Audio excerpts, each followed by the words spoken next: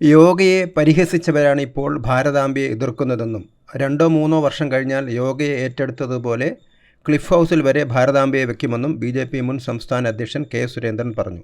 അന്താരാഷ്ട്ര യോഗാ ദിനം ആചരിക്കാൻ പ്രധാനമന്ത്രി തീരുമാനിച്ചപ്പോൾ അത് സംഘപരിവാർ അജണ്ടയാണെന്നും അപരിഷ്കൃതമാണെന്നും പറഞ്ഞവരാണ് മുഖ്യമന്ത്രിയും മന്ത്രിമാരും. എന്നാൽ ഇന്ന് അവർ യോഗാ ദിനം കൊണ്ടാടുകയാണെന്ന് കൊച്ചിയിൽ മാധ്യമപ്രവർത്തകരോട് സംസാരിക്കവേ കെ. സുരേന്ദ്രൻ പറഞ്ഞു. ഭാരതാംബ സങ്കല്പം ആദ്യകാലം മുതൽ ഇവിടെയുണ്ട്. കാവിക്കൊടിയും ഭാരതാംബയും രാജ്ഭവനിൽ വെക്കാൻ പാടില്ലെന്ന നിലപാടെടുക്കാനുള്ള അധികാരം സംസ്ഥാന മന്ത്രിമാർക്കില്ല. അക്രമത്തിന് ചിഹ്നമായ അരിവാളും ചുറ്റയും കൊണ്ട് നടക്കുന്നവർക്ക് ഭാരതാംബയെ അംഗീകരിക്കാനാവില്ല. കാവിയോടുള്ള അലർജി പച്ചയെ കൂടുതൽ കൂട്ടുപിടിക്കാൻ വേണ്ടിയാണ്. മുസ്ലിം വർഗീയവാദികളെ പ്രീണിപ്പിക്കാനാണ് കോൺഗ്രസും ഇടതുപക്ഷവും കാവിയെ എതിർക്കുന്നത്. കാവിക്കൊടി ഈ രാജ്യത്തിൻ്റെ പൈതൃകത്തിൻ്റെ ഭാഗമാണെന്നും കെ. സുരേന്ദ്രൻ പറഞ്ഞു. യോഗയുടെ കാര്യം പറഞ്ഞതുപോലെ യോഗാ ദിനം 2014 ആരംഭിച്ചപ്പോൾ ഈ മന്ത്രിമാരെല്ലാവരും മുഖ്യമന്ത്രി അടക്കം ഇത് പഴഞ്ചനാണ്, അപരിഷ്കൃതമാണ്, സംഘപരിവാറിൻ്റെ അജണ്ടയാണെന്ന് പറഞ്ഞ് കളിയാക്കിയതായിരുന്നു. ഇപ്പോൾ യോഗയെ അവർ അംഗീകരിച്ചു.